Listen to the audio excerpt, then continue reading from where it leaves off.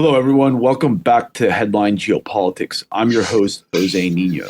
And today I am joined by Connor Freeman, the assistant editor at the Libertarian Institute. Connor is one of the more informed and consistent voices, in my view, when it comes to non-interventionist foreign policy principles. And he's always critiquing both sides of the political aisle when it comes to foreign policy. Anyways, Connor, thank you for coming on to the show. Thank you, Jose. Glad to be here. Yeah, just to kick things off, tell us a bit about your background and how you got involved in foreign policy analysis. Sure. So I guess, let's see, probably 12 years ago, I got into the libertarian movement. Basically, out of high school, was looking at alternative media, was initially coming at things from more of like a conspiracy theory kind of angle, but was really inspired by Bill Hicks, the famous stand-up comedian who died way too young back in the early 90s, and his sort of discussions of the military-industrial complex and different sort of, he was not a libertarian, but libertarian ideas about the drug war and just government, authoritarian governments. And I found all that stuff very appealing. And you know how the algorithms work. It was better back in the day before things got so much more saturated with disinfo and charlatans. But I found my way through that to Ron Paul, essentially, and Dave Smith and Tom Woods and Scott Horton and antiwar.com. And I'd say I really started reading antiwar.com and listening to Scott's show about, let's see, I'm going to say 8 or 9 years ago. And so I started writing for the Libertarian Institute back in 2017, and really full-time at the end of 2020 and the beginning of 21 is when I started I became a paid writer. I'd only written a couple things in 2017 and was going to college in the meantime. And so I wasn't writing during those years, but came back at the end of 2020, really motivated by the escalations under Trump in East Asia, especially under the cover of the COVID pandemic. There were a lot of escalations where he was ramping up Obama's Asia pivot, which is the largest military buildup since the Second World War. And this was something that seemed to me to be, it seemed very obvious that it could lead to a major proxy war over Taiwan, for instance. Something that could be just as devastating and dangerous, if not worse, than what we've seen in Ukraine since 2022. And so, and I didn't see enough people talking about it in the media, even in the independent media. And I was reading antiwar.com, and Dave DeCamp was covering that stuff. And so I started writing articles for the Institute, covering Trump's escalations with Iran, and really sort of analyzing Trump's foreign policy at the end of his first term, and warning about how he had set the stage for brinksmanship with Russia and China, that he had set the stage for a future war with Iran, and his deference to Israel had made the American people far less secure than we otherwise would be. And then really, I started doing this stuff more or less full time once Biden came into office. And we saw such a escalation on all those fronts, even with like North Korea, for instance, that I basically got completely bogged down in foreign policy, and it's become my sort of niche in the division of labor and the libertarian movement, so to speak. As I think Ron Paul always used to tell people, which I was one of those people that asked him, "What do you think I should do?" When I met him in. I guess I met Ron in 2015, and he always says, do whatever you think is best or whatever you have a talent for. And I was always a great writer, and found that I had surprisingly was pretty good at public speaking too. So I've been doing podcasts and writing articles and news pieces about foreign policy for the Institute and antiwar.com and a few other publications really since late 2020. And I thank you very much for the compliment in the introduction. I pride myself on being willing or on unflinchingly calling balls and strikes on both sides. And I've never been a fan of Trump. And I was a fierce opponent of Biden. And I don't see them as like opposing forces, just two sides of the same imperial coin. Well, yeah, let's just could expand on that because you have covered both administrations extensively, Trump and Biden. And what is your overall assessment of Trump's foreign policy record, particularly his failure to just follow through with his America First platform? Right. Yeah. So he essentially in 2015 was speaking out of both sides of his mouth. You know, I grew up in a more or less a Republican household, really was severely impacted, I would say, by the attacks of September 11th, 2001, and got pretty much inculcated with a fear of Islam and was I was buying up a lot of neoconservative propaganda. And that washed off, like I said, about 12 years ago or 13 years ago. And so by the time, and I had been pretty seriously into libertarianism by the time he was running in 2015. And so I could actually, because I grew up in that kind of environment, could already see the problems that Trump was bringing to the table. So on the one hand, he would say, you know, America first, no more endless wars. Bush, lied us into Iraq. What a mistake. Horrible war. We got a lot of killers on our side. You think we're so innocent, etc. But at the same time, he was saying he was going to expand the global surveillance, the national surveillance state. He was going to bring back torture. He was saying he was going to bomb ISIS and all their family members.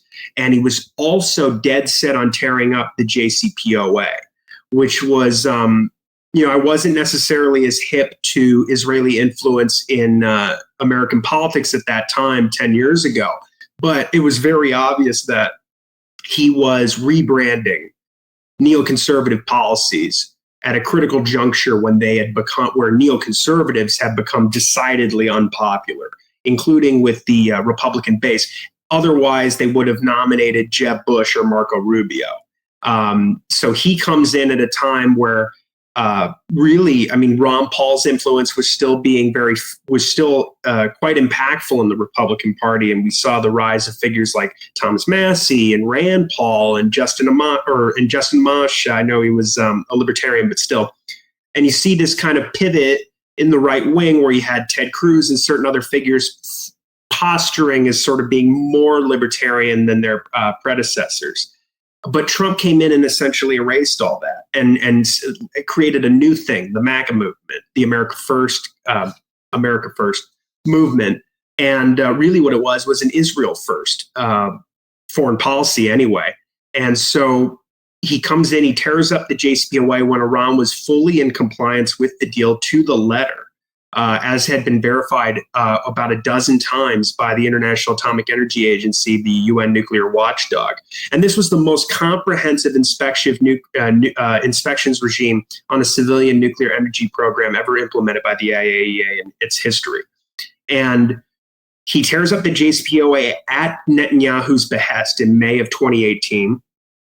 And Iran remained in compliance with the deal for a year and then slowly began increasing its uranium enrichment, first to about 4.5%, as a bargaining chip to try and get the Americans back to the table, because Iran has never left the deal. They're still in the JCPOA, and they're committed to do the things that they've done since Trump abrogated our obligations by unilaterally exiting.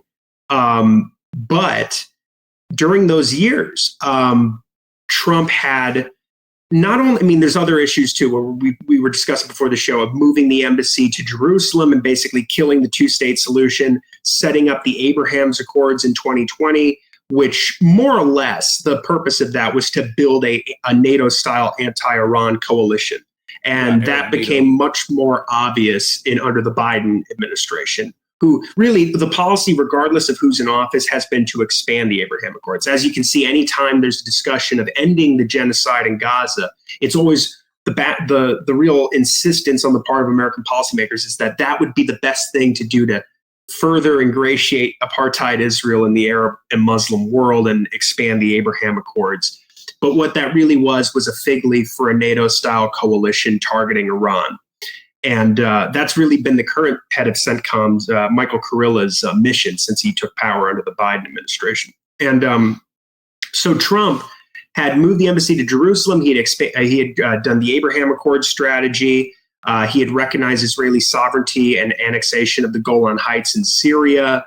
Mike Pompeo, who's an ardent Zionist, had declared that the illegal settlements in the West Bank, where there are now approximately 1 million illegal settlers living in the territory,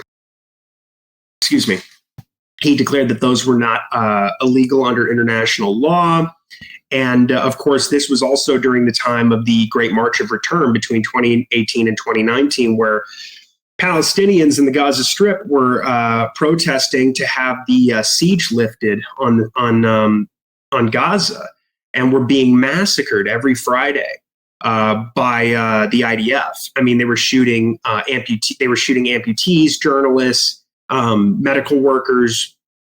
It was really sick stuff. It was massacres every week. And Trump would send Nikki Haley to the UN to go and basically say, this is totally kosher, and the American government backs every bit of it. So he was very deferential to Israel. Even his promises, this America First thing would have entailed, by any reasonable metric or a reasonable expectation, would have entailed withdrawing American occupation forces from Syria and Iraq. But that could not happen because of Trump's deference to the Israelis. So Trump maintained an illegal military occupation of at least a third of Syria in the northeast part of the country, and implemented the Caesar Act sanctions on Syria, which had devastating effects on the civilian population, severely limiting access, to food, water, medicine, cooking oil, transportation, healthcare, all these things. Basic necessities. And this was all really at the behest of Israel, because Bashar al-Assad was still in power in Damascus. And of course, he was partnered with Iran and Hezbollah. And this was seen as a major threat to the Israelis. So Trump was still, more or less, he had cut off Operation Timber Sycamore, which was where the U.S. was backing al-Qaeda to overthrow the government in Damascus. And he had cut that off. However, he maintained the occupation, and Israel ramped up its airstrikes on Syria all throughout the Trump years, and were flying as al-Qaeda's air force at different times, particularly in the southwest near the Golan Heights. And so it was obvious throughout the first term of Trump. This is not even to mention the fact that he was setting records for the number of bombs he was dropping in Afghanistan, Somalia, and Yemen. The fact that he had, ramped up Obama's Asia pivot, and had been increasing ties with Taiwan, treating them like they were their own country. Real quick. Sure. Wasn't also funny enough, because Trump talks about ending the war in Russia in 24 hours. Wasn't he in his first term actually quite hawkish against Russia, and actually broke some taboos with regards to sending lethal military aid and also withdrawings from certain key treaties with Russia? 100%. This is the real tragedy, right? Is that because of Russiagate, people either wrote off Trump's unprecedented escalations against Moscow or ignored them.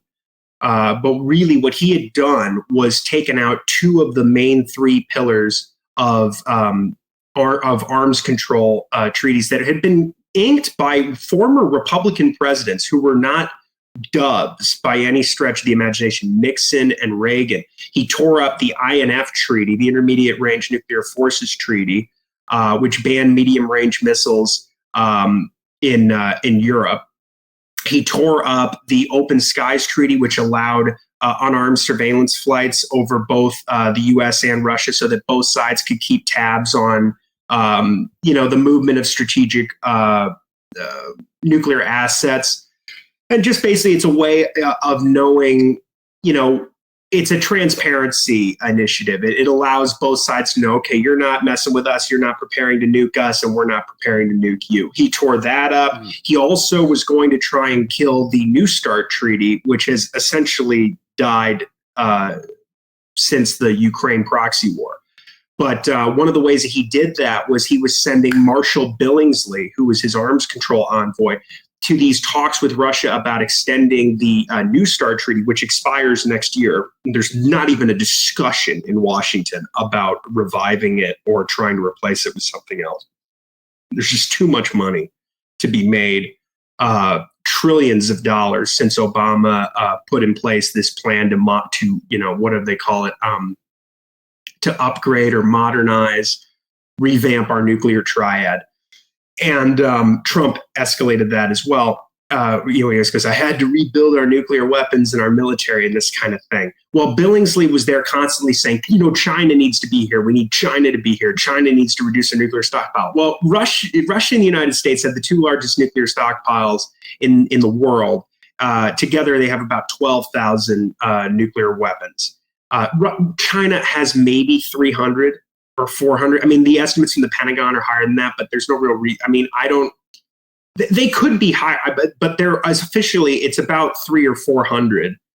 They're nowhere near parity with the United States and Russia. It would make just as much sense to say that France has to be here or Israel has to be here for these talks on arms control. So he was sabotaging the New START treaty, was going to kill it. He also set records for the number of sanctions imposed on Russia, the number of Russian diplomats who were expelled from Washington. He ingratiated the CIA and special operations forces in Ukraine as he was sending them lethal aid for their war on the Donbass, which killed thousands of people. We still don't really know how many people were killed in Ukraine under the Trump years. Somewhere between 10 and 14,000 is the official toll. But he kept the proxy war on the war on the Donbass going by arming Kiev throughout his whole administration. So he had bombed Damascus. I mean, he was absolutely, decidedly hostile to Russia.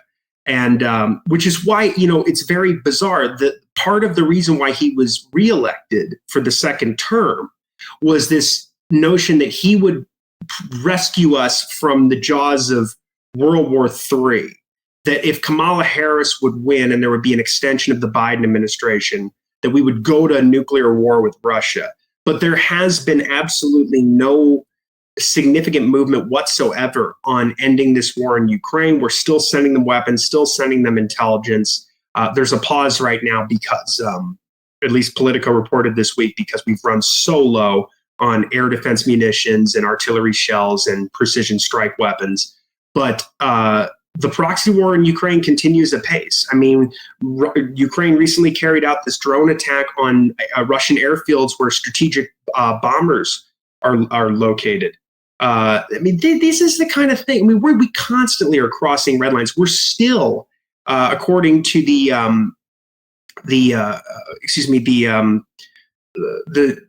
the Committee of Atomic Scientists, I'm blanking on the name of the official organization, but we're still at the highest risk of nuclear war in history. It's beyond the Cuban Missile Crisis. We're on the brink of nuclear annihilation ever since this proxy war in Ukraine erupted, which has been fueled by this bipartisan policy of bleeding Russia. And that has not changed since since Trump came into office, and it's really, unfortunately, Biden took Trump's policies and ramped them up to the nth degree, whether you're talking about Russia, whether you're talking about China, whether you're talking about Iran, North Korea. I mean, there wasn't even a pretense of diplomacy with North Korea under Biden's administration. But, really, we have seen the fruits of his so-called America First policy. And what it is we have a genocide in Gaza. Actually, Biden would have continued the genocide in Yemen the same way that Trump had for 4 years, backing a coalition led by the Saudis and the Emiratis that included Al Qaeda in the Arabian Peninsula and ISIS. This other promise, to your point about the lie of the Trump myth, really. One of the things that Trump was elected to do was end support for the jihadists in Syria. Well, maybe he did that to some degree by cutting off Operation Timber Sycamore, but for 4 years straight, he was backing Al Qaeda and ISIS, who are virtually indistinguishable in Yemen, against the Houthis, who are the enemies of Al Qaeda. And that's the other aspect of this thing with Israel, right, is that Israel's enemies are all of Al Qaeda and ISIS's fiercest foes in the region. And of course, if you're going to be as Israel first as Trump and Biden both have been, you cannot fight that war, this multi-front war for Israel, without exponentially empowering Al Qaeda. And we've seen the results of this. And now Al Qaeda rules Damascus. And And this is what Israel wants. And the Trump administration is happy to go along with it. Yeah, as we noted before we got started here, so many of the escalations on behalf of Israel, unprecedented moves like moving the embassy to Jerusalem and the Abraham Accord strategy, basically killing the two-state solution, both of those policies. They were not rolled back at all under Biden. They doubled down on these policies. They've tried to expand the Abraham Accords, especially to include Saudi Arabia. But Trump has not done anything. He's increased ties with al-Jilani, the leader of Hayat Tahrir al-Sham, as it was formerly known, and he was a deputy under Abu Bakr al-Baghdadi, and was a deputy in ISIS, and that's who rules Syria now. And Trump is increasing ties with that regime as they murder Christians and Alawites, on a regular basis. So we continue to see that he's not only Israel first, but also perfectly happy to ally with Al-Qaeda out in the open. With respect to the Israel-Iran 12-day war, do you think that the Trump team was engaging in honest diplomacy in the lead up to that conflict, or were they just using that as a ruse for Israel to launch its sneak attack against Iran? No, I mean, they were 100%. It's very out in the open, right? If you look at all the reporting and all of Trump's statements have indicated that absolutely. My personal opinion is that he and Witkoff should get on they should be forced to go to The Hague and be tried for war crimes, not only for the genocide in Gaza, but for not only they psyoped Tehran in convincing them that there were substantive negotiations taking place. And as the Wall Street Journal reported this week, discussing Operation Red Wedding, I didn't watch Game of Thrones, but apparently this is a nod to a storyline in the show where one family kills members of another family by going to a wedding and murdering a pregnant woman and a bunch of other family members in basically a deception operation. Yeah, ghoulish stuff. Yep. Right. So they lured the Iranians into these talks. They imposed this bullshit 60-day deadline, and really you knew that it was a nonsensical. It was a farcical diplomatic effort when they kept insisting on no enrichment, which is just a complete non-starter as far as the Iranians are concerned. They don't want to be dependent on potentially hostile powers for their uranium fuel to provide for their energy needs of their civilian population. Also, they're completely permitted to do everything they've done with their nuclear program under the Non-Proliferation Treaty. And we can get into the weeds on why they were enriching to 60% uranium. They were enriching uranium hexafluoride to 60%, which have been ongoing since April of 2021. Nothing had changed. The only reason they were doing that was because the Israelis were bombing their nuclear facilities, the most important case being Natanz in April of 2021, which was done to sabotage indirect diplomacy ongoing between the U.S. And Tehran in Vienna, where the remaining members of the JCPOA, Russia, China, Germany, and Britain and France were relaying messages back and forth between both sides. This was, even though the Biden administration came into office with this position that we're going to use Trump sanctions as leverage, instead of returning to the deal, which is the only thing that would have been required to take war off the table. They decided we're going to use Trump sanctions as leverage to get a longer and stronger deal that's going to target, Iran's alliances in the region with the Axis of Resistance and their ballistic missile program and other issues. So they were never being honest brokers in those talks, and ultimately nothing came of them, except for the fact that throughout the whole Biden years, Israel was bombing nuclear facilities, assassinating military commanders like Colonel Hassan Syed Kodeh using the MEK, the Mujahideen Khalq terrorist group, to carry out assassinations of military figures like Kodeh. But they were also using drone strikes. The Israelis were doing drone strikes in Iran to kill nuclear scientists, engineers, bombing drone factories and other military targets and research facilities. And this Biden only expanded sanctions during all those years, really kind of continuing the Trump policy. So as Trump comes into office, it's in the midst of this genocide in Gaza and wider war that Israel is waging against its neighbors, namely Syria, Yemen, Iran, as well as, expanding settlements in the West Bank, and Lebanon, of course. And so Trump comes in and basically runs on bombing nuclear facilities in Iran. But these are civilian nuclear energy facilities. We know from the IAEA, we know from US intelligence that Iran was not pursuing nuclear weapons. And as CNN has reported, the Americans knew that even if they wanted to get nuclear weapons, if they made the decision to do so, which there's no indication they have every reason to, but there's no indication that they have. But even if they did, according to US intelligence, it would take between 1 year and 3 years for them to not only build a weapon, but also create a delivery vehicle and deliver it to a target of their choosing, up to 3 years. So there was more than enough time to carry on negotiations. There was no reason for these maximalist demands, which were done at Israel's behest, at Netanyahu's behest, this zero enrichment fantasy, which was never going to work. And there was no reason to support an Israeli war on Iran. But they did that because they never wanted a diplomatic solution. This is the entire reason Trump tore up the JCPOA in the first place, right? Is because that was the one good thing Obama had done with respect to the Middle East. He had taken war with Iran off the table because, first of all, if you watch American mainstream news, they never bring up the fact that, well, I guess they do kind of now, they have to, but they never used to tell people, look, Iran is verifiably not diverting nuclear material to military purposes. They've been a signatory of the Non-Proliferation Treaty for over half a century. Israel has a clandestine nuclear weapons arsenal, which is not subject to international inspections by the IAEA.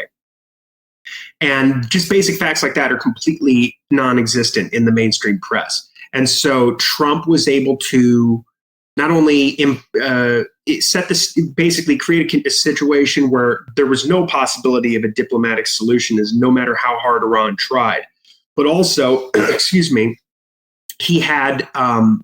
he was working with Netanyahu hand in glove, even down to like the week of the war, when the war began on June 13th. There was a phone call on the Monday of that week between Trump and Netanyahu where they were reportedly discussing the plans for attacking Iran. And they had already basically decided on the date of the attack. And the reporting from Barak Ravid at Axios, who was a former IDF intelligence officer, was, Trump and Netanyahu were on the phone. And Trump said, I don't want you to attack Iran yet because there's still a chance. I think we're close to a deal. And even in the run-up to once the Israeli planes, as the Wall Street Journal explained this week, once the planes were in the air on their way to bomb Iran, and Trump knew that, he was tweeting out on Truth Social saying, Israel shouldn't attack. We're very close to a deal. My administration is committed to diplomacy. He knew he was lying.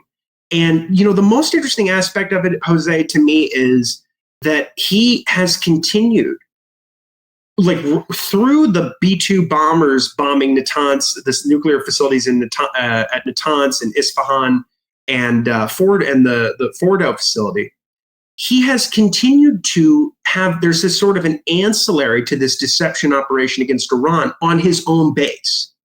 Like his own base is being lulled into this belief that Trump is pursuing diplomacy, and those pesky Israelis keep dragging him into conflict with Iran.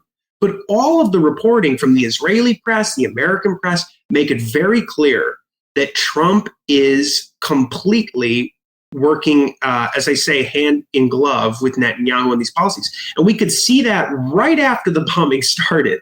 Like the following morning, Trump was posting on Truth Social, basically saying, and I'm paraphrasing, but the slaughter is going to continue. We're going to murder you even more brutally. We're going to destroy you. You better make a deal, or we're just going to keep killing you and killing you. Like it was a sadistic sort of position to take, which completely belied the idea that he was ever pursuing a diplomatic solution with Iran. And it's just not there's no evidence to suggest that he wants a deal with Iran, or that in the first administration or the second administration. And what's really scary about this is, as we've seen, the precedent has been set that if Israel can just give intelligence to Ratcliffe, the CIA director, and Kurilla, and they can start telling telling Trump, and then it gets dispersed into the media, that Iran is weeks away from a nuclear weapon and that they're pursuing a nuclear weapon. And that even Tulsi Gabbard, who, quite frankly, is not a trustworthy person. Her history is basically taking both sides of every issue, whatever's most politically convenient for her to gain power and advance her career. She even rolled over and basically said the dishonest media is mischaracterizing my statements in March that Iran is not pursuing a nuclear weapon. She basically said, and that that it would take up to a year for Iran to build a bomb.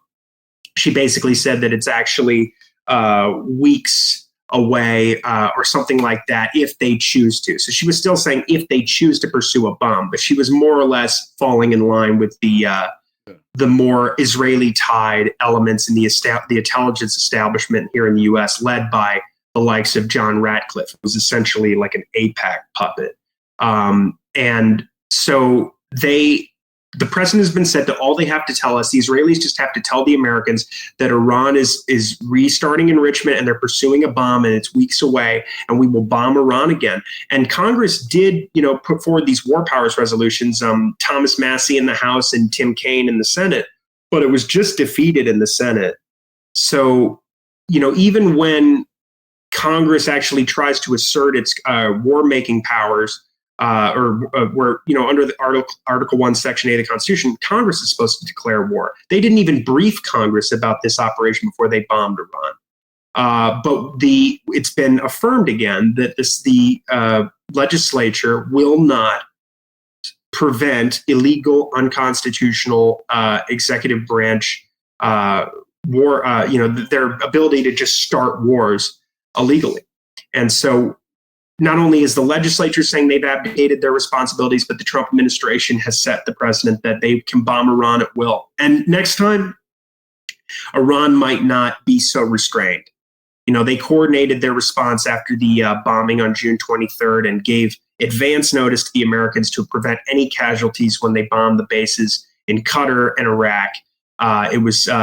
It's been compared to the way they responded to the assassination of Qasem Soleimani in January of 2020.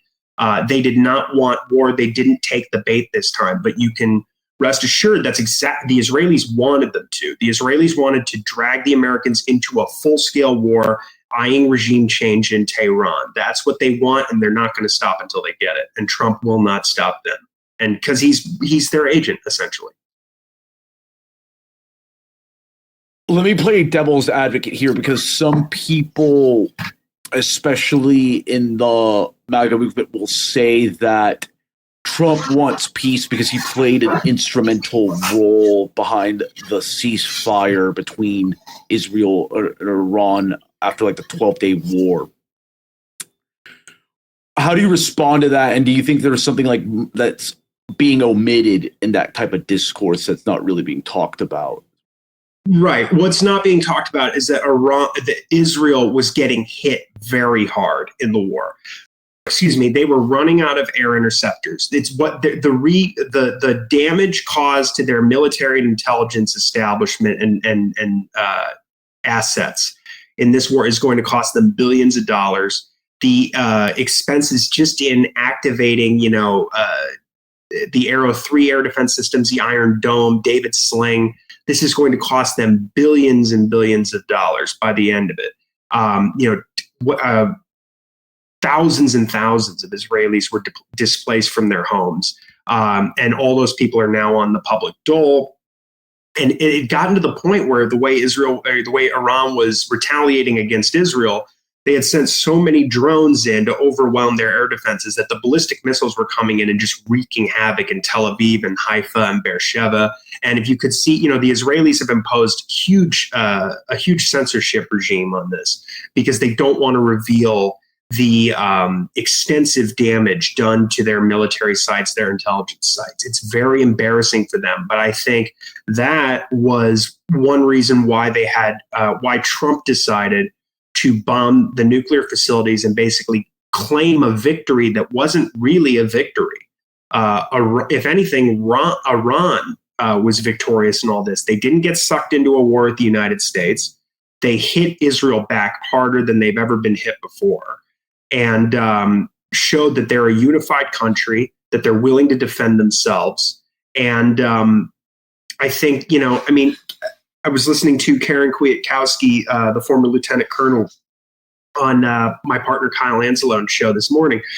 And she was making the point, and I think she's totally right, that the entire world cheered when Israel got bombed in retaliation by Iran. I mean, Israel has taken a massive PR hit from all of this, and it's because of the genocide in Gaza particularly, and their just unrestrained war that they've waged against civilians across the region. But they were in real trouble, and I think that Trump, he needed a way to get Netanyahu out of this position he had put himself in. And it's only a temporary respite. I expect there to be a major attack on Iran again, probably before the end of the year. But Israel needed time to recuperate and assess its damages and get itself back together, because they could not sustain that war. And that was reported in the in the mainstream press at the time. I mean, Israel was really in serious trouble. So my prediction is that they're buying themselves some time, and the U.S. and Israel will go at Iran again here soon. But it's a good thing, actually, domestically, because the base believes that Trump is a peacemaker. There's no evidence of that. He started this war. He violated the UN Charter and the Constitution and launched an illegal, aggressive war that put thousands, 50,000 or so American troops in the Middle East in clear and present danger as a result of this attack. I mean, Iran had every right to throw as many ballistic missiles as they wanted at American bases and assets throughout the region in response to the bombing of their civilian nuclear facilities. But they didn't. And it's not, we found out since that the U.S. had been refueling Israeli warplanes the entire time the war was going on. We had our fingerprints all over this, providing them intelligence, diplomatic cover, political support. And I think the Israelis desperately need another infusion, a massive infusion of American military and financial aid. And we're going to see that when Netanyahu comes to the White House next Monday, or shortly thereafter. But yeah, they're trying to spin it for the base as Trump made a deal. He's such a deal maker. He's such he just wants peace. And, you can't, unfortunately, what they've done now, they basically destroyed the non-proliferation regime by saying that Israel and the United States at will can attack any sort of NPT NPT signatory state, regardless of any, whether there's no evidence of pursuit of nuclear weapons. So it doesn't matter, even if you're doing everything above board, they can still launch an illegal war on you in violation of every book every law, international law in the books. And we've seen that, no one can trust the United States ever again. Certainly no designated adversary state in any kind of diplomatic engagement with Washington. I mean, this is just, we've completely destroyed our credibility on the world stage by luring the Iranians into these fake negotiations in order to set the stage for an Israeli sneak attack, and then us engaging directly by bombing the country ourselves. There's just no way. In fact, his whole thing about, and then there's a 2-week, I'm going to give it 2 weeks before I decide what to do with Iran. The fact that he bombed them 3 days later is just, like I said, I don't see how we can negotiate with Beijing now, Pyongyang, Moscow, Tehran, certainly.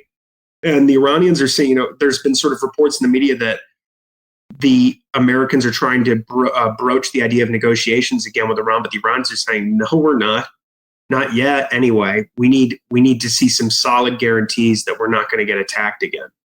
and that the security of our nuclear facilities is guaranteed. That's not going to be forthcoming, and so yeah, we're in a very bad position here. But it's all Trump's doing, and I don't really see any way out of this for Trump. And he would have to leverage military aid with Israel to rein them in and end their multiple wars that are being fought on the U.S. taxpayers' dime. We've funded about 70% of their entire war on the region, particularly the genocide in Gaza. And we've sent them we've spent $35 billion on providing them the arms they need to carry out the genocide and the ancillary wars in Lebanon and the new occupations in Syria, et cetera.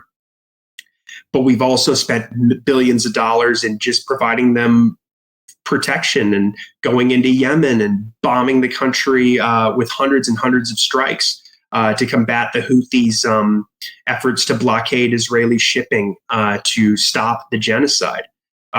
We have really tied ourselves up into this war for Israel, and there's no indication, as far as I can see, that Trump is going to stop Israel from doing virtually whatever it wants.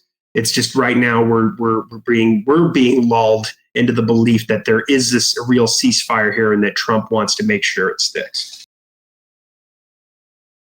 Well, that's some really bleak stuff. But anyways, Connor, thank you so much for coming onto the show. I always appreciate your sober perspectives that are very much rooted in facts on foreign policy. Hey, thank you, Jose. Thank you very much. Happy to come back soon. Well, before we go, let the audience know where they can follow your work, like your podcasts, your writing, or any other projects you've got going on.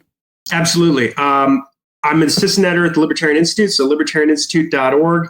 You can find my articles in the news section, the featured articles section. I'll also write news often for antiwar.com. And you can follow me on Twitter at Freeman'sMind96.